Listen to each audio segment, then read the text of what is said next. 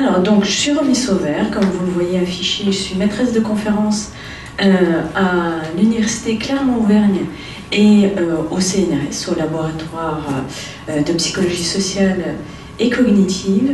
Et je suis rattachée à Clermont-Auvergne INP, qui est un institut national polytechnique, notamment à l'école d'ingénieurs Polytech Clermont.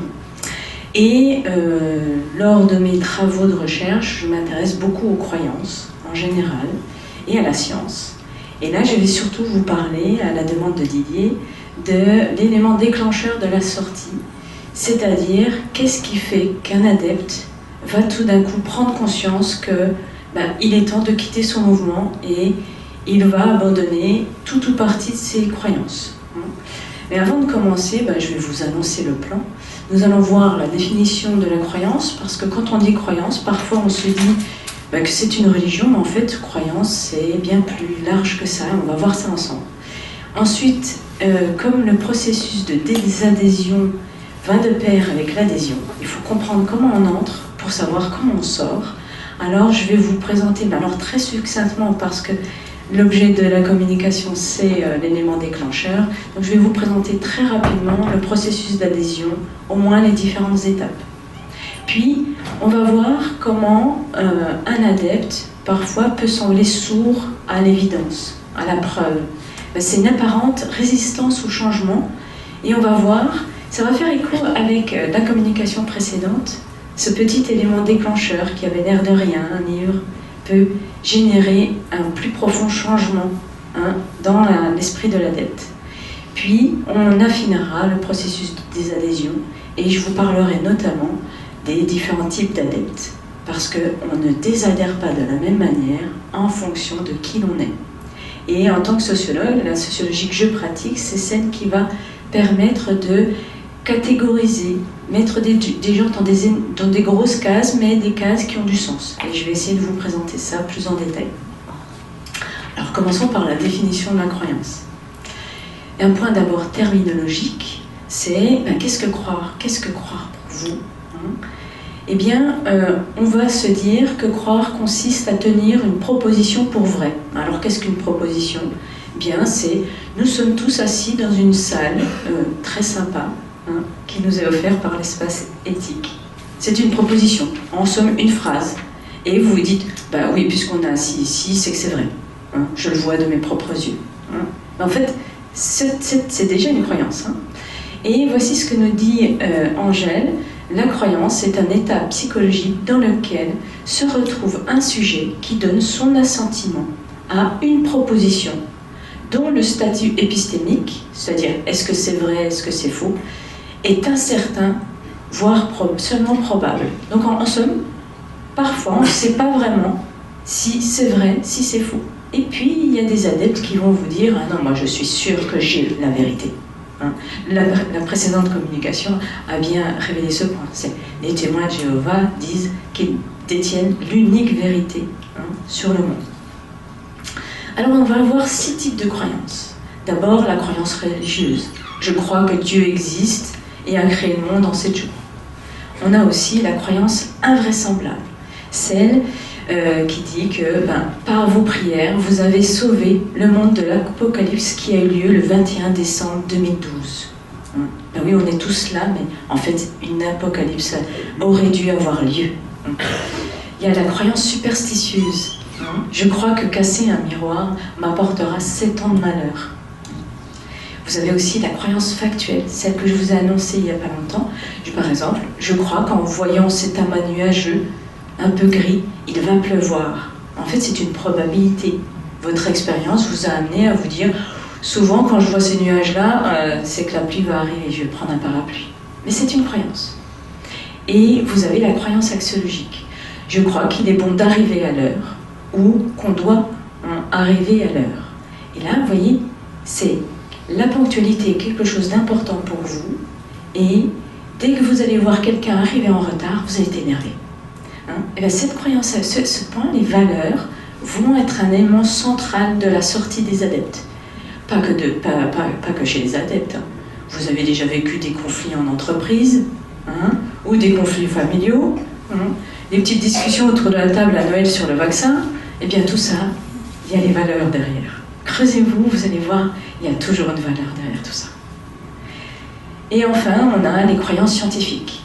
Je crois que le vaccin contre la Covid est sûr et que je peux me faire inoculer sans souci. Hein? Vous y croyez? Oui, on peut dire croire. Hein? Donc maintenant, on a vu tous les types de croyances et dans le parcours de l'adepte, on va voir tous ces types de croyances, bien sûr. Certaines plus que d'autres. Et moi, je vais vous présenter la croyance extrême. C'est comme ça que je l'ai définie dans mes travaux. C'est une croyance pour laquelle l'adepte va adhérer inconditionnellement. C'est-à-dire que si on lui demande à quel point vous adhérez au bienfait de la vaccination, et sur une échelle de 0 à 10, 0 étant pas du tout et 10 étant totalement, eh bien adhérer inconditionnellement à cette proposition, ce serait répondre 10 sur 10. Hein. Donc là, c'est un point important parce que quand on est adepte d'un mouvement marginal, on va adhérer inconditionnellement à plusieurs croyances. Ensuite, on a le rapport à la croyance. Souvent, ces croyances-là, dans les mouvements marginaux, on dit qu'ils sont en marge. Tout à l'heure, je vous ai dit, si quelqu'un vous dit « Moi, je crois que Dieu a créé le monde en 7 jours », ben, la plupart des gens, en France, va dire « Ah, tu as une religiosité, t'es chrétien ». Puis, c'est tout. Si la même personne vous dit ben, « Moi, par ma force, ma puissance intellectuelle, j'ai sauvé le monde de l'apocalypse du 21 décembre 2012 », là, les collègues, ils vont vous regarder, ils vont commencer à pouffer de rire, ou alors ils vont vous regarder avec un air « Mais es-tu sûr d'avoir de l'esprit critique hein ?» Voilà, donc il y a ce jugement d'irrationalité, souvent, quand les croyances paraissent en marge. Parce que dans une société donnée, on va avoir des croyances que l'on considère comme acceptables et d'autres qui sont considérées comme irrationnelles. Alors, donc nous, quand je vais vous parler de mouvements marginaux, je vais définir ces mouvements marginaux que par ça, c'est-à-dire des croyances qui, si on les annonce, sont vues comme irrationnelles. Et les adeptes sont alors vus comme manquant d'esprit critique, manquant d'éducation, de sens de la logique. Alors, passons maintenant à les questions que l'on pose souvent sur l'adepte, c'est comment est-ce qu'on peut croire à des idées extrêmes, radicales ou irrationnelles? C'est souvent ce qu'on se demande. Et puis la deuxième question qui vient souvent, c'est comment amener un adepte à abandonner ses croyances? Et c'est celle-là qui va nous occuper aujourd'hui. Et je vais vous proposer une modélisation du processus de désadhésion, et il va y avoir plusieurs facteurs importants. Le doute. Le précédent intervenant a parlé du doute, qui est interdit. Il est souvent interdit, mais il est pourtant là. Et donc, je vais vous présenter comment il apparaît. Et on a aussi des preuves issues de l'expérience subjective. Ça, c'est quand je vous disais, vous êtes assis dans cette salle, vous pouvez être convaincu que oui, on est bien dans une salle de conférence. Ça, c'est vos sensations, votre perception qui vous amène à vous dire oui, c'est vrai. Eh bien, énormément dans le processus d'adhésion et de désadhésion, on va avoir cette notion de preuve individuelle, personnelle. Et le troisième, c'est les conflits de valeurs. On avait dit que la valeur était importante. Alors, quand on rentre en conflit entre ces valeurs personnelles et celles du mouvement, c'est là que les choses commencent à bouger. Passons donc rapidement au processus d'adhésion. On va voir un gradient. C'est pas j'adhère pas. En fait, il y a plein d'étapes. Et voyons ces étapes. Ces étapes, c'est d'abord, on a une absence de preuve convaincante. On va vous dire, mais si, la fin du monde a eu lieu, c'était le 21 décembre 2012. Vous n'avez pas vu cette fin du monde. Vous n'avez pas de preuve. Personne ne vous en a parlé, donc elle n'est même pas médiatisée par quelqu'un. Et puis vous ne l'avez pas vue, donc vous n'en avez pas fait l'expérience, ce qui fait que la probabilité que vous disiez non, ça c'est totalement faux, est grande. Donc là c'est la non-adhésion totale.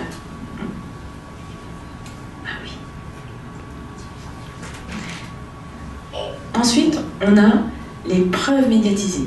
Donc là, vous avez quelqu'un qui vous dit « Oh, moi j'ai trouvé la vérité ». Vous êtes sur une chaîne YouTube ou TikTok Et là, vous avez plein de témoins qui vous disent « Oui, oui, moi j'ai vu, j'ai pu communiquer avec mon ancêtre, celui qui, voilà, il y a 100 ans, il est mort, d'une mort violente. Il nous a raconté tout ça. » Et vous avez plein de gens qui, voilà, qui vont témoigner comme ça de la véracité de la communication avec l'au-delà.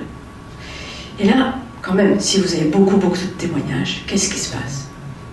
Vous pouvez vous dire, bon, d'abord, j'adhérais pas, mais bon, peut-être qu'il est peut-être possible que ça existe. Puis, à un moment donné, il y a tellement de témoignages que vous ne savez plus si c'est vrai ou si c'est faux. Là, c'est une situation aporétique. Vous êtes le cul entre deux chaises, vous voyez, vous ne savez pas trop. C'est peut-être vrai, c'est peut-être faux. Vous ne donnez pas votre avis, en fait, vous ne pouvez pas. Vous l'avez peut-être vécu quand, pendant la Covid, vous avez vu tous ces scientifiques sur les plateaux télé. Il y a un scientifique qui disait « Si, la Covid, c'est dangereux ». Et il y a un autre scientifique qui dit « Non, la Covid, c'est pas dangereux ». Et vous êtes là, vous n'êtes pas expert. Qu'est-ce que vous faites? Je sais pas. Hein? Et bien c'est ça, cette situation aporétique. Et puis tout d'un coup, les choses vont évoluer. Il y aura tellement de témoignages que vous allez vous dire, bon, peut-être c'est vrai, il ne peut pas y avoir autant de personnes qui pensent différemment de moi, c'est qu'ils ont forcément raison. Ça paraît logique, n'est-ce pas? Et attention, la logique et les croyances, c'est une affaire difficile. Puis on a l'épreuve expérientielle. Donc là, vous avez fait l'expérience. Alors vous avez vu sur YouTube quelqu'un qui vous disait « Mais si bois ce jus de légumes, il est fait d'une manière si particulière qui va vous guérir de la Covid. » Ou alors « Prends ce dérivé de la javel. » Oui, on sait, la javel c'est dangereux. Mais là, ce dérivé-là, si tu le prends pendant une semaine, tu verras, tu n'auras plus la Covid. Oui, bon, la Covid guérit tout seul en une semaine, ça tombe bien, les chances que vous fassiez l'expérience de l'efficacité de ce produit, ben, ça va marcher. Du coup, vous avez une expérience personnelle et vous allez, du coup, adhérer inconditionnellement. C'est pas tant les preuves scientifiques qui comptent, non. C'est vous avez pris ce jus de légumes pendant une semaine et tout d'un coup, vous êtes une femme ou un homme nouveau. Vous vous sentez tellement bien. Ben oui, vous allez manger des pizzas, des bons plats en sauce, peut-être un peu trop de bouillabaisse et tout d'un coup, vous mangez de la soupe tous les jours, c'est un peu frugal, mais à la fin, comme vous vous sentez léger, cette sensation, cette légèreté, ben on vous a dit, mais tu verras, tu te sentiras mieux, tu te sentiras léger. Vous, du coup, vous avez bien une preuve, c'est les sensations que vous ressentez. Et savez-vous que cette preuve-là, elle aura plus de puissance que n'importe quelle preuve scientifique. Aucun expert ne pourra vous contester cette preuve. Et c'est là-dessus que les choses... c'est à ce niveau-là qu'on a le processus d'adhésion. Le processus qui mène à adhérer à tout type de croyances les plus étranges possibles. Chacun d'entre vous, ici dans cette pièce, peut être convaincu, peut croire à l'incroyable. Il suffit juste de tomber sur la bonne. Hein? Celle qui va vous parler, celle qui va avoir une résonance en vous. Alors, donc maintenant, on sait que le processus d'adhésion chez quiconque, et chez les adeptes en particulier, va mener vers ce processus. Hein. On va voir ces différentes étapes. Et ce qu'on va voir aujourd'hui, c'est comment on redescend. On va partir de l'adhésion inconditionnelle, et qu'est-ce qui va se passer pour ne plus adhérer du tout, hein? Est-ce qu'on va rester coincé ici, à l'adhésion inconditionnelle? Ben c'est toute la question. Ici, c'est le parcours, le même parcours d'un adepte. C'est 8 ans en médiane. C'est-à-dire que la moitié des anciens adeptes que j'ai rencontrés étaient restés moins de 8 ans, et l'autre moitié était restée plus de 8 ans dans un mouvement, jusqu'à 30 ans. Ça allait de 3 mois à 30 ans. Et il s'avère que le début de l'adhésion partielle, où on est convaincu par les autres en fait, hein, eh bien ça va très très vite. C'est 3 mois, ça dépend du temps qu'on alloue à ce moment-là, qu'on consacre au mouvement. Puis après on a la phase de lune de miel. Vous savez, c'est comme quand vous rencontrez votre conjoint, votre conjointe. Elle est parfaite, il est parfait. Hein, et il peut faire n'importe quoi. Toujours parfait. Hein, ça dure 2 ans. Oui, l'amour dure 2 ans, moi c'est pareil pour les mouvements, ça dure 2 ans. Et tout d'un coup, comme vous allez commencer à regarder, à remarquer cette chaussette qui n'arrive jamais jusqu'au bac à linge. Hein, les petits défauts. Hein, voilà. N'éteins pas la lumière, des choses comme ça, des petites choses. Hein, tout d'un coup, vous commencez à le voir. Hein. Et bien là, c'est la phase de doute. Et on va la voir après. Elle va être très très longue. Hein. Donc, ce niveau-là, c'est le moment où on a une adhésion totale, inconditionnelle. C'est l'échelle de 10 sur l'échelle de 10. Hein. Eh bien, l'adepte semble sourd à tout ce que vous allez lui dire. Même après, mais pour d'autres raisons. Là, il est sourd parce qu'il est convaincu qu'il a la vérité. Après, il semble sourd, mais il n'est pas si sourd. C'est ça qu'on va voir ensemble. Donc, voyons justement ce moment où l'adepte semble sourd, mais ne l'est pas totalement. Ici, on va voir comment se passent les contradictions. Il s'avère que ce sont les contradictions qui vont qui vont créer ce doute dont on a parlé tout à l'heure. Les contradictions vécues par l'adepte sont fondamentales dans le processus de désadhésion. Qu'est-ce que c'est ? Bien, on va avoir une contradiction qui va générer un doute, et ces doutes, ces contradictions sont de deux types. L'une factuelle. On vous dit, écoute, je suis une prédicatrice hors pair. Je vous l'annonce, hein, en plus d'être scientifique, je suis prédicatrice. Et il s'avère que je sais que vous allez, madame, enfanter un petit garçon. Je le vois parce qu'il y a une aura particulière. Et puis, vous allez accoucher, et là, c'est une petite fille. Bon. C'est un fait. Vous avez une petite fille, on vous a annoncé un petit garçon. Vous ne pouvez pas le contester, c'est évident. Ou alors, si on revient à la question des témoins de Jéhovah, Armageddon a été annoncé à telle date, et puis la date arrive, et il n'y a pas Armageddon. Là, c'est factuel aussi. Hein. On a l'autre type de contradiction qui est la plus importante, c'est la contradiction axiologique, c'est-à-dire le conflit de valeurs. Vous avez un des membres les plus élevés de la hiérarchie qui vous dit « Écoute, tu n'es pas assez bon pour le mouvement. » Et qui à huis clos va voir votre petit ami et lui dire « Il faut que tu le quittes. » Là, vous vous dites, mais qu'est-ce que c'est que ce truc-là? Ça n'a rien à voir avec les croyances. Oui, oui. L'ingérence dans votre vie privée. Hein.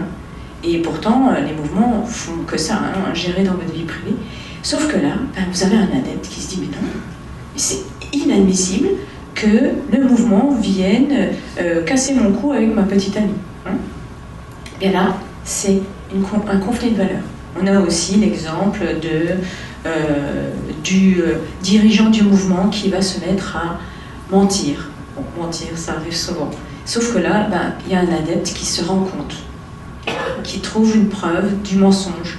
Eh bien, si l'adepte considère que le mensonge n'est pas du tout autorisé, c'est mentir, c'est mal, eh bien, que c'est une valeur pour lui, à ce moment-là, c'est un conflit de valeurs. Et ça va être un moteur très important. Et donc, ces deux types de contradictions vont avoir des effets différents sur l'adepte. On va voir ça en exemple. Bon, tout ça, je vous l'ai dit à l'oral, donc je vais passer vite. Hop. Ce qui est intéressant avec la contradiction factuelle, c'est que quand vous avez une prédiction qui finalement n'est pas confirmée par les faits, eh bien, il y a un petit moment de flottement où l'adepte est surpris en fait. Et après, vous pouvez être surpris, mais dans tous les mouvements, ça ne produit aucun effet. Les adeptes continuent à faire ce qu'ils ont l'habitude, ça ne remet pas du tout en cause leurs croyances. Pourtant, on se dit, tenez, on va prendre un petit exemple, c'est Mrs. Kitsch. Vous connaissez peut-être, comment ça s'appelle, L'échec d'une prophétie. C'est un livre que je vous conseille si vous ne l'avez pas encore lu. L'échec d'une prophétie, c'est dans les années 50. On a un mouvement qui adhère aux extraterrestres. Et il y a une prédicatrice qui s'appelle Mrs. Kitsch, qui est à la tête de ce mouvement. Et elle va prédire l'arrivée des extraterrestres. Un jour précis, une heure précise. En plus, il fallait être organisé parce que la fin du monde arrivait. Hein. C'était le 21 décembre, encore une fois, 1900, alors je ne sais plus si c'était 51 ou 57. Peut-être 55, je ne sais plus. Et il s'avère qu'il fallait bien préparer, il fallait enlever toutes les fermetures éclairs des vêtements.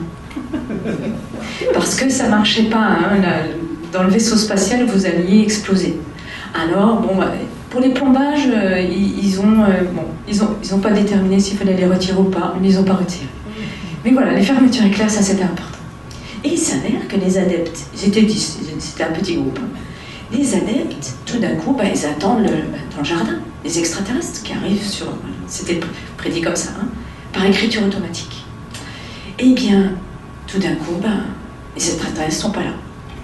Mince, qu'est-ce qu'ils se disent? Oh, ils sont en retard, je sais pas, il y a eu un petit carambolage cosmique. Bon, ils attendent, toujours personne. Bon, ils commencent à se dire, mais qu'est-ce qui leur est arrivé, hein? En fait, ils recherchent. Ils ne se disent pas, les extraterrestres ne sont pas venus parce que les extraterrestres n'existent pas. Et ils se disent plutôt, qu'est-ce qui s'est passé? Ils essaient de trouver une raison. Et ils ont fini par en trouver une. On avait prié tellement fort qu'ils n'ont pas besoin de venir, les extraterrestres. On a sauvé le monde par nos prières. Ça convient tout le monde et ils continuent à adhérer au mouvement. Donc, c'est pas une preuve, c'est pas parce que des scientifiques vont arriver et vont dire ça c'est sûr, c'est faux, que ça va marcher. C'est pas ça qui va créer le changement. Ça va avoir un effet, c'est ce qu'on va voir. Un changement minimal, une petite brèche, comme le livre de notre intervenant précédent, une petite brèche. Et puis, cette petite brèche, en fait, elle va avoir un effet plus large qu'on va voir ensemble. Ça va créer une inflexion dans l'adhésion et ça va avoir une influence majeure dans le processus. Regardons ici, c'est l'exemple de Lauriane qui a adhéré à un mouvement guérisseur. On pouvait guérir avec l'imposition des mains, vous voyez. On ne touche même pas, on a un pouvoir qui sort des mains et on peut guérir de tout, même du cancer. Pas besoin de venir à la Timone, allez voir ce mouvement, il va vous guérir de tout. Et il s'avère que Lauriane, à un moment donné, elle est tellement malade que c'est soit la mort, soit l'hôpital. Alors le père de Lauriane, parce que Lauriane est née dans un mouvement, le père de Lauriane, lui, il adhère tellement fort au mouvement qu'il se dit, non, si Dieu le veut, elle va guérir tout seul, quoi. Hein. Si elle a bien prié, pas de problème. La mère de Lauriane, elle adhère moyennement. Alors du coup, elle prend sa fille, elle l'emmène à l'hôpital, et il s'avère que c'est une appendicite. Et un état avancé, donc c'était vraiment soit la mort, soit l'hôpital. Qu'est-ce qui se passe? Je demande à Lauriane quel était son niveau d'adhésion à ce mouvement, à ses croyances, sur une échelle de 10. Avant l'épisode de l'hôpital, elle est à 10 sur une échelle de 10. Elle adhère inconditionnellement. Puis, après, donc quand elle comprend qu'elle est obligée d'aller à l'hôpital, alors que normalement dans ce mouvement on dit si vous priez suffisamment, il n'y a pas besoin d'hôpital. Si vous avez besoin d'hôpital, c'est que vous n'êtes pas assez bon, vous n'êtes pas un bon adepte. Et là, du coup, elle chute à l'échelle de 6 sur 10, parce qu'elle a eu besoin de l'hôpital alors qu'elle était une fervente adepte, elle priait tout le temps. Il y avait une contradiction. Je prie tout le temps et je ne suis pas sauvée par Dieu, c'est bizarre. Et finalement, vous avez vu, elle remonte après à l'échelle de 9 sur 10. Pas 10, 9. Qu'est-ce qui s'est passé? Il y a ces coreligionnaires qui viennent la voir à l'hôpital, ils sont sympas. Et du coup, elle exprime ses doutes, mais c'est pas normal, j'aurais dû guérir. Et là, ils vont lui donner une explication. Cette explication paraît cohérente dans son système de croyance, alors elle y adhère, mais pas totalement. Il y a, quand je vous disais, la contradiction factuelle crée un petit quelque chose, c'est que vous voyez ici, ce petit quelque chose, c'est un point. Mais ça veut dire qu'elle n'adhère plus inconditionnellement.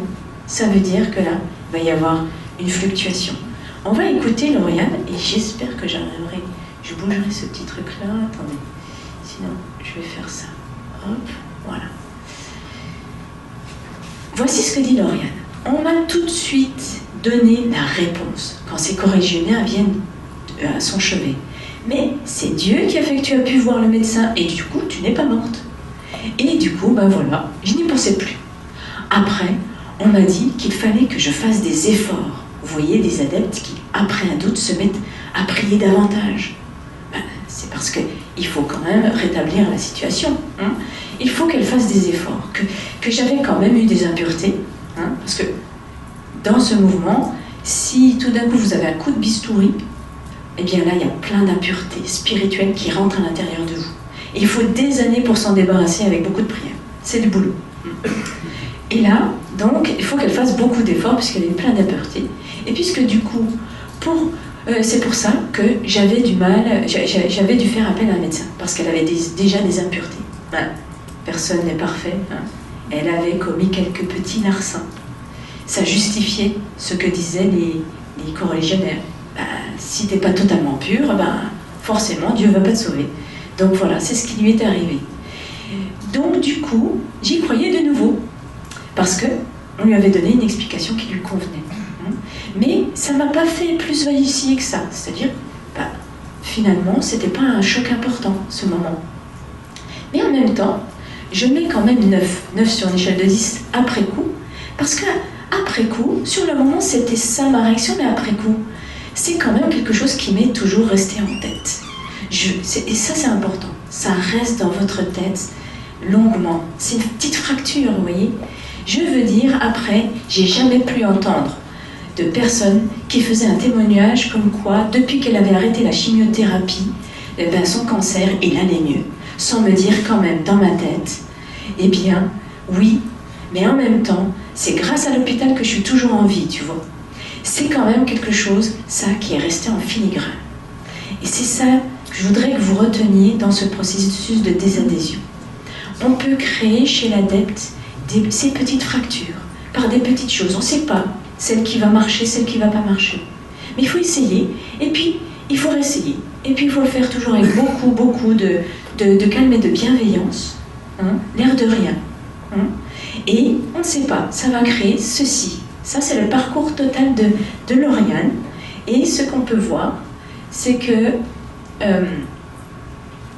vous voyez ici, vous avez ce moment que je viens de vous zoomer, le moment où elle est allée à l'hôpital. Avant, elle adhérait inconditionnellement, et après, plus jamais elle n'est retournée à ce niveau. C'est un retour sans... une avancée sans retour en arrière. Et après, eh bien, plein de fluctuations. Il y a des moments où elle réadhère, mais elle rechute, elle réadhère, plein de conflits de valeurs. Là, c'est surtout un conflit de valeurs. Un conflit de valeurs où le mouvement va expliquer que si on a des génocides, c'est normal. Tuer plein de gens, c'est normal. C'est que ils étaient impurs. Hein. Eux, ils n'avaient pas le droit de vivre. Et ça, Lauriane, elle n'a pas du tout adhéré à cette idée, puisque pour elle, Dieu devait sauver tout le monde. Donc, vous comprenez, il y a un système de croyances chez l'adepte et de valeurs, et ça va créer des fluctuations. Donc, ça lui a pris 8 août, hein, et je ne sais plus combien d'années, mais de nombreuses années, pour arriver à ce départ. Et vous avez vu, c'est pas zéro. Et elle repart avec un petit bagage. Oui, on n'abandonne pas toujours tout ce qu'on a acquis dans un mouvement. Et c'est surtout celle qu'on a acquis par l'expérience personnelle. Hein? Vous avez vu hein, qu'en fait, à ce moment-là, ça vous a sauvé la vie et que c'était grâce à la guérison, hein, par imposition des mains. Et bien ce truc-là, vous ne l'abandonnerez jamais. Hein? Et il y en aura plein d'autres. J'appelle ça les croyances résiduelles. Donc passons à la suite. Je vais remonter ça. Hop. Voilà.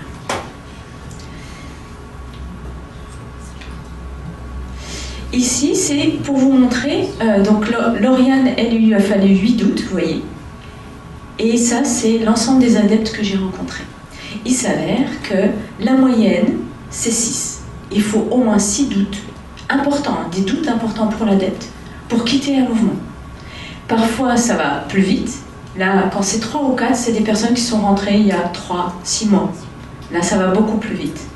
Et quand il en faut 12, c'est des personnes qui sont dans le mouvement depuis plus de 10 ans. Et là, vous avez remarqué, rien au premier doute, rien au deuxième doute. Hein? Vraiment rien du tout. C'est-à-dire que c'est pas parce qu'il y a un doute que l'adepte va sortir. Hein? Ben, on va faire une petite analogie. Vous êtes dans votre voiture, elle est munie d'un GPS. Tout d'un coup, ben, le GPS vous amène au mauvais endroit. Vous avez bien tapé la bonne adresse et vous amène au mauvais endroit. Est-ce que vous vous dites, bon, ma voiture est foutue, je vais aller chez le concessionnaire? Non. Ben, l'adepte, c'est pareil. Il ne va pas jeter tout en même temps. Hein. Il va remettre en question une croyance et pas une autre. Hein. Et pour Lauriane, elle a remis en question l'idée que la médecine était inutile. Juste cette proposition-là, pas une autre. Mais toutes les autres, elle y adhérait toujours. Donc vous voyez, le doute, il est consubstantiel à la croyance, c'est-à-dire qu'il est tout le temps là. Et je vais vous résumer ce qu'on vient de se dire.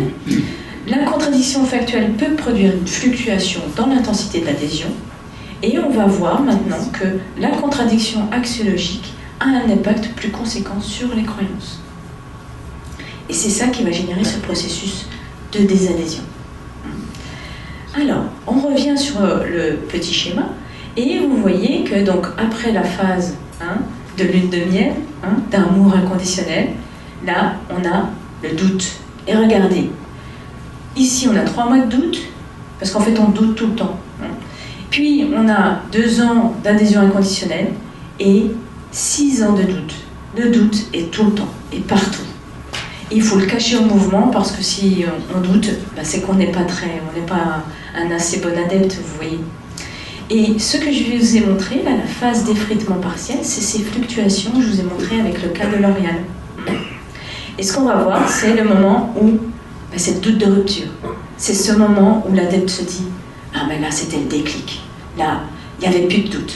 Il fallait que je parte immédiatement. » Parfois, cette partie-là peut se faire en une journée. Il y a 3 doutes qui s'enchaînent.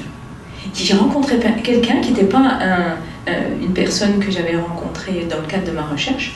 C'était lors d'un colloque, par hasard. On parlait de mon travail, puis il dit « Moi, j'ai appartenu à un mouvement. » Et je suis sortie quand tout d'un coup, j'ai vu mon pneu crever. Il avait son pneu crevé. C'est rien. On peut se dire c'est rien, mais dans son univers, il se sentait persécuté par le mouvement. Il était convaincu que tous ceux qui doutaient allaient mourir, périr par la main invisible du mouvement. Il avait peur. Et donc quand il a vu ce pneu crever, il s'est dit « Ah, mais ça y est, ils vont m'avoir. Ça, c'est le signe avant-coureur. Ils vont me tuer. » Il est parti immédiatement. Là, ça vous paraît étrange parce que je vous présente ça de manière un peu brutale, mais c'est un parcours progressif qui a amené cet adepte dans cette situation-là. Alors, voyons ce qui se passe du coup pour quitter le mouvement. Qu'est-ce qui va générer ce moment particulier? Eh bien, déjà, vous voyez que là, la désadhésion, c'est lent, c'est fluctuant. Ici, c'est les fluctuations. J'adhère moins, j'adhère plus, j'adhère moins, j'adhère plus. Mais vous voyez que là, c'est la moyenne des adeptes en fait. C'est tous les adeptes regroupés et inexorablement, à partir du moment où ils ont le premier doute, celui qui ouvre la voie, eh bien, ils vont finir par quitter le mouvement. Ceci dit, je n'ai rencontré que des personnes qui sont sorties. Donc la limite, c'est peut-être qu'ils vont avoir plein de doutes, ceux qui ne sont pas encore sortis et qui vont rester encore plus longtemps. Par contre, ce qui est sûr, c'est qu'ils ont tous des doutes. Donc voilà, les doutes est récurrent, c'est ce que je voulais vous montrer. Et il faut le cacher aux autres, c'est très important. Voyons maintenant le doute de basculement, celui qui crée ce moment d'effritement de la croyance. Ce doute apparaît dans 73% des cas que j'ai rencontrés. Dans 73% des cas, il est généré par un conflit de valeurs. Donc l'adepte qui constate que le fondateur du mouvement ment alors qu'il prône la vérité. Eh bien ça, c'est un conflit de valeurs. Il va survenir le plus souvent au 3e doute. Et l'adepte, ici, va retrouver son scepticisme. C'est-à-dire, avec la lune de miel, quelque part, on ne regarde plus les petits, les petits signes d'incohérence. Mais là, à partir de ce moment de basculement, l'adepte commence à regarder le monde sous un jour nouveau. Et c'est comme s'il avait récupéré à la fois son sens critique avant le mouvement et toutes ses connaissances d'avant le mouvement, et il va les confronter avec ce qu'on lui a fait acquérir pendant le mouvement. Et l'adepte se lance dans une rétro-analyse, c'est-à-dire qu'il va y avoir plein de doutes, notamment le petit doute là du début qui avait l'air de rien. Il avait l'air de rien à ce moment-là. Mais après avoir retrouvé son scepticisme, ils vont réanalyser tous ces moments de doute qu'ils avaient passés d'un revers de la main, ou parce que les coreligionnaires leur avaient dit bah oui, c'est normal. Et voilà pourquoi c'est normal. Et donc, pendant cette rétroanalyse, c'est là qu'ils vont commencer à comprendre qu'ils ne sont pas au bon endroit, en fait. Ils vont remettre en doute progressivement de plus en plus de choses. Mais c'est long, et c'est lent. Et c'est important que ce soit lent. Pourquoi? Si on prend un adepte, qu'on le sort, qu'il n'a pas fait ce processus de rétroanalyse, eh bien, tout d'un coup, c'est hyper violent. Il reste comme un peu coincé dans cet entre-deux de réalité. Et j'ai rencontré comme ça une personne qui, du coup, ça avait gâché sa vie. C'est pas l'appartenance au mouvement qui avait le plus gâché sa vie, mais c'est le fait d'avoir été sorti brutalement. Et ça, c'est un point important. Désadhérer, ça prend du temps. Hein, et il faut prendre le temps de désadhérer. Et donc, qu'est-ce qui se passe dans ce gradient d'adhésion? Eh bien, tout d'un coup, vous commencez à remettre en question plusieurs croyances, et vous vous situez dans un entre-deux. Et c'est à ce moment d'entre-deux où vous allez chercher de l'information. C'est là que les adeptes vont sur Internet maintenant. Et j'ai rencontré des anciens adeptes qui, justement, au moment où ils ont eu cette phase de scepticisme, ils sont allés chercher d'autres informations complémentaires. Ils se retrouvent sur Internet. Il y a plein d'anciens adeptes qui témoignent, et ça c'est génial, parce que du coup, tout d'un coup, ils ont le revers, ils voient l'envers du décor, et ça précipite leur sortie. Ils sont plus sûrs d'être sûrs de devoir sortir. Hein. Et écoutons cet ancien adepte. Lui, il nous dit, il y a eu des étapes en fait, après d'être certain de tous ces mensonges, les mensonges du fondateur, hein, et après avoir relu les bouquins, donc il est sceptique, il ouvre ses chakras, si je puis dire, et il reprend les livres du fondateur. Et là, il dit, et je me suis aperçu que dans les bouquins, il y avait des incohérences monumentales que je n'avais même pas vues, et qui d'un seul coup, parce que j'avais accepté de remettre en cause, en doute, la probité du fondateur, et que j'avais compris qu'il pouvait être menteur, hein, donc j'ai relu le bouquin en me disant, et si c'était un menteur? Voilà la nouvelle hypothèse. Hein. Et donc, d'une certaine manière, j'ai trouvé toutes les contradictions, les incohérences qu'il y avait dedans. Et il m'explique que c'est comme si à ce moment-là, il avait mis de nouvelles lunettes sur ses yeux, des lunettes à rayon X, vous voyez, et il voyait les choses autrement. Hein. Ce moment de basculement, il est très important. Et il se situe, vous voyez, ici, donc le parcours de 8 ans, le doute, et on est presque à la fin. Dès qu'on a le basculement, après, tout peut se précipiter, puisque en 3 jours ou 3 mois maximum, vous pouvez quitter le mouvement. Et voyons maintenant justement ce moment où vous allez quitter le mouvement. C'est la phase d'ouverture épistémique. Vous ouvrez à d'autres vérités que l'unique vérité du mouvement. Dans ce doute, eh bien, une fois encore, c'est les conflits de valeurs qui ont créé ce doute dans 71% des cas. Ils surviennent au 6e doute le plus souvent, et l'adepte va rompre brutalement son adhésion. C'est-à-dire qu'il va quitter physiquement le mouvement. Il ne va plus vouloir avoir aucun contact avec le mouvement. Après c'est une autre affaire, mais ils peuvent créer leur propre mouvement.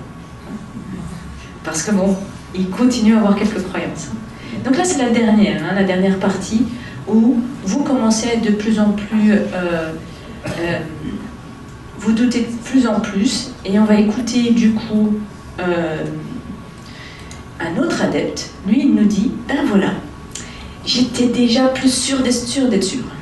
Mais bon, quand je l'ai vu, le fondateur, raconter des conneries à l'opposé de l'autre, c'est pas bon que à chaque fois, ça faisait plusieurs fois que il y avait des malentendus. Donc là, c'était le déclic total. Là, je me suis dit, j'ai plus aucun doute. C'est du délire complet. Je suis un extraterrestre dans cet univers. Moi, je n'ai rien à foutre là-dedans. Ça n'a pas été le déclic amorceur, ce que j'ai appelé le doute de basculement, ça a été le déclic qui conclut, qui met un terme, ce que j'ai appelé le doute de rupture. Il a bien conscience de ce moment. Hein. Mais, comme je vous l'ai dit, il y a plein de moments où il doutait. Hein. Et finalement, vous voyez que vous avez une plusieurs phases dans ce doute. Donc nous, on a vu déjà 2 grandes phases, et maintenant on va voir que le doute va toucher progressivement différents membres. Là, c'est la remise en cause. Je vais l'appeler la pyramide de la remise en cause, vous me permettez. Ici, on va commencer à se dire « Ah, mais j'ai vu là mes coreligionnaires, ils doivent aller prier tous les jours à 10 heures, mais il n'y en a pas un qui y va. Vraiment, ce ne sont pas des bons adeptes. » Donc là, ils commencent à me remettre en cause les membres du mouvement. Puis, on va essayer avec un autre exemple. Oh là là, qu'est-ce qu'ils sont pas sympas, ces membres du mouvement. Puis tout d'un coup, il y a un membre de l'organisation, donc l'échelon au-dessus, qui n'est pas sympa avec l'adepte. Il se dit, mais c'est curieux quand même. Déjà, il y avait eux qui n'étaient pas sympas, lui, il n'est pas sympa. Hein. Et donc là, il commence à se dire, bon bah, ça ne peut pas venir des adeptes. Ça vient de la tête. Donc ça vient des membres de l'organisation. Puis on continue. Il ment, le fondateur ment, ou la doctrine finalement, elle raconte plein de bêtises. Et bien là, si vous aviez au départ un adepte qui vous semblait mentir, puis un membre de l'organisation qui ment, et vous arrivez au fondateur qui ment, ben là, vous allez progressivement remettre en question les choses. Vous ne remettez pas tout de suite en question, c'est un peu comme le GPS dans votre voiture, vous ne remettez pas en question tout de suite le mouvement, enfin le fondateur, hein. Peut-être que c'est pas de sa faute, hein, il ne sait pas. Hein. C'est souvent ce que disent les adeptes. Hein. Et puis à un moment donné, vous vous rendez compte que non, ça vient de lui, hein, c'est comme ça. Donc c'est difficile pour les adeptes qui sont entrés dans le mouvement pour le fondateur. Hein. Et c'est tout aussi difficile quand ils sont rentrés dans le mouvement pour la doctrine. Hein. Et puis après, qu'est-ce qui reste? Vous partez, mais bon. Tout n'est pas bon à jeter. Voilà ce que disent les adeptes. Il y a des choses qui vont être intéressantes. Des fois, c'est pas grand-chose. C'était un mouvement où on vous apprenait à manger sainement, vous voyez. Du coup, forcément, il y a des choses qui sont intéressantes quand on vous apprend à vous nourrir avec des aliments plus sains. Ça, ils vont pas l'abandonner. Hein. Donc voilà, il va y avoir une remise en question progressive, et moi je suis très en retard, alors je vais avancer beaucoup plus vite. Voilà, ça je vous l'ai dit. Et on va voir vite fait, du coup, 5 minutes? Allez, 5 minutes, les adeptes. Ici, on a 3 types d'adeptes. On a l'adepte utilitariste. Alors quand on voyait comment les Raéliens avec leur tenue blanche, vous vous souvenez, ils avaient une tenue particulière, et pour la population générale, un adepte, c'était ça. C'était quelqu'un qui s'habille différemment, qui parle bizarrement, et il correspond le plus souvent à cet adepte utilitariste. Et il va avoir toute une panoplie un peu particulière. Puis les autres, en fait, dans l'opinion publique, on ne les connaît pas. Peut-être même vous ne les connaissez pas. Ou vous les connaissez, c'est vos collègues. Ou c'est les membres de votre famille. Hein?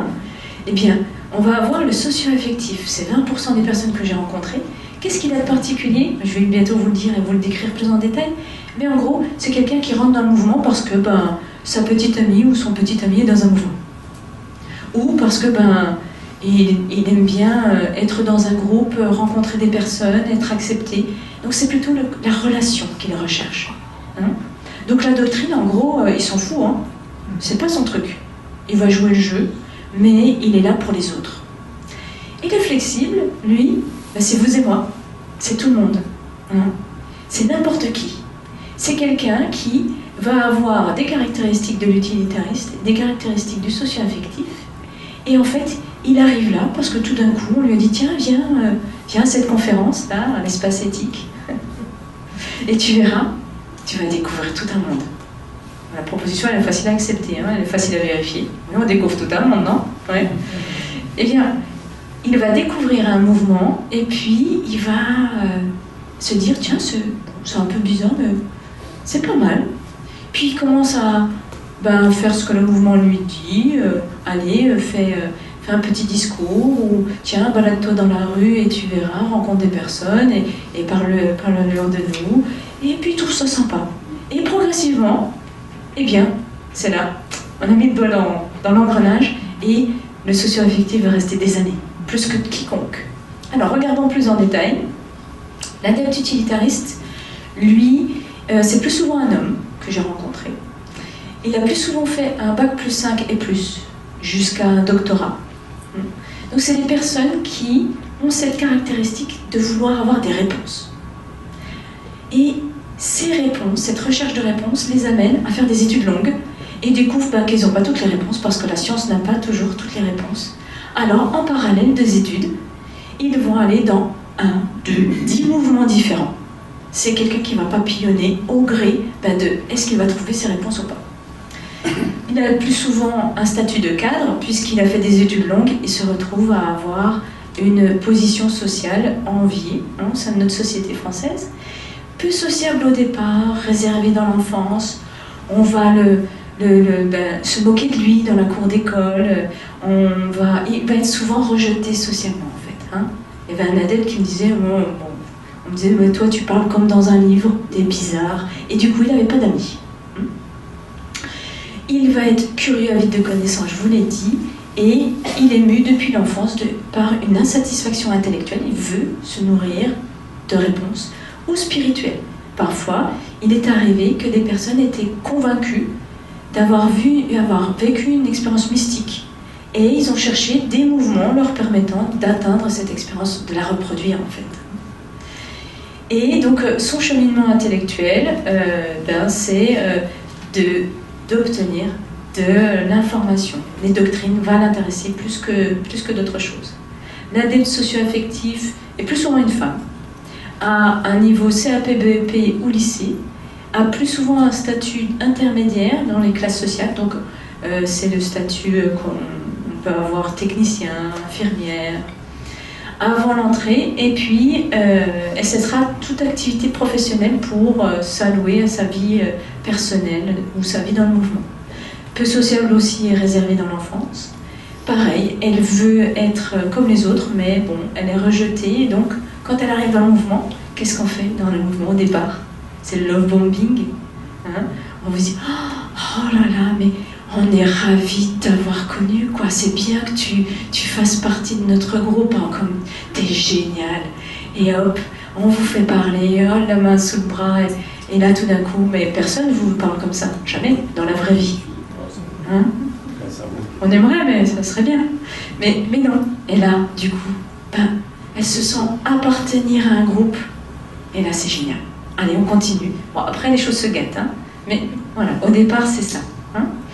Et donc, voilà, les croyances et doctrines sont minoritaires, et on va terminer par l'adepte flexible, c'est-à-dire vous et moi, n'importe qui, monsieur et madame tout le monde, un homme ou une femme, du coup, puisque c'est monsieur et madame tout le monde, plus souvent bac à bac plus 4, et sans activité professionnelle au moment de l'adhésion, plus souvent des étudiants par exemple.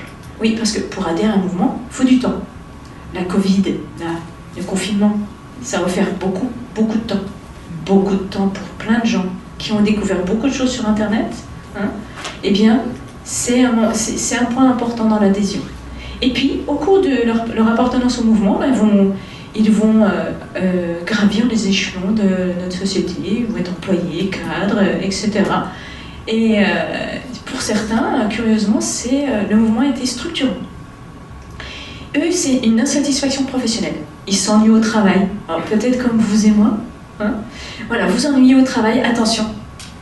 La probabilité de rencontrer un mouvement, tout d'un coup, un collègue de travail qui vous dit « Mais tu as pas l'air en forme. Écoute, viens là, j'ai rencontré quelqu'un. Il va te montrer, tu verras. Tu vas te sentir tout autre. T'as mal au dos? Pas besoin d'aller à l'hôpital ou chez un médecin, ça ne va rien. Viens, moi j'ai trouvé quelqu'un qui va, en 2 temps de mouvement, te remettre d'aplomb, et hop là. Oui. Et ça commence comme ça. Oui. Et donc, le mouvement, qu'est-ce qu'il fait? Il donne un sens à leur vie. Oui, quand même, c'est sympa. Vous allez sauver le monde. C'est une super mission, quoi. Et bien souvent, j'ai rencontré des adeptes qui voulaient sauver le monde. Et puis, donc c'est quelqu'un de social, vous et moi, monsieur, madame, tout le monde, il s'intègre à des groupes. Il n'a pas de problème particulier. C'est pour ça que c'est l'adepte invisible, c'est l'adepte que vous ne soupçonnerez pas. Et c'est ça qui est intéressant. Et donc, alors, je vais aller plus vite. L'adepte flexible, il va appartenir à 2 mouvements, il va rester 11 ans en moyenne. C'est celui qui reste le plus longtemps. L'utilitariste, c'est 2,5 mouvements en moyenne, et puis il reste 7 ans.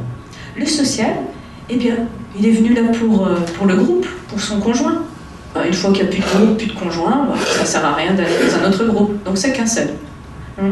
Et le flexible, lui, il est rattrapé par la doctrine, des fois, et il est rattrapé par le mouvement et son côté sociable. Donc, dès qu'il penche d'un côté, il est rattrapé de l'autre, c'est pour ça qu'il reste plus longtemps. Donc voilà, je vais terminer par, à retenir, les raisons d'entrée deviendront les raisons de sortie. Si je rentre parce que je veux appartenir à un groupe, et que ce groupe, finalement, il ne devient pas sympa, je sors. Si je rentre parce que je veux des réponses, et puis que finalement, je ne les ai pas, je sors. Et il va y avoir cet effet important des valeurs qui sont intrinsèques à l'individu, c'est-à-dire c'est vos valeurs, celles que vous avez depuis l'enfance en fait. On peut les trouver très facilement. On vous demande, dès l'enfance, qu'est-ce qui était important pour vous? Vous allez dire, ah moi c'était le mensonge, je ne supportais pas. Ou alors, ah non, c'est que les gens ne soient pas sympas. Voilà. Et ça va être le moteur de la désadhésion. Donc voilà, j'ai terminé. Merci pour votre attention.